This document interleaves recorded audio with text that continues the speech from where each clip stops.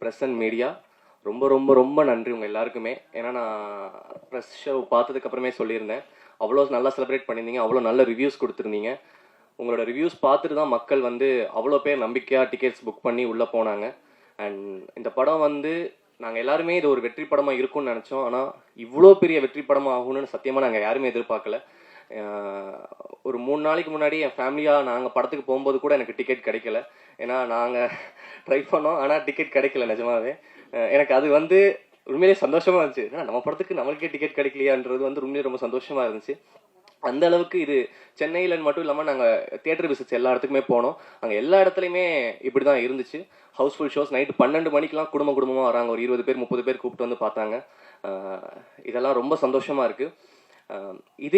இந்த வெற்றியை எனக்கு அமைச்சு கொடுத்த என்னோட ப்ரொடியூசர்ஸ் யுவராஜ் அண்ணா அண்ட் மகேஷ் அண்ணா, $1 million and MRP entertainments, thank you so much. இந்த படத்தை எந்த ஒரு லிமிட்டுமே இல்லாமல் இதை மேக்ஸிமம் புஷ் பண்ண என்னோட ப்ரொடியூசர்ஸ்.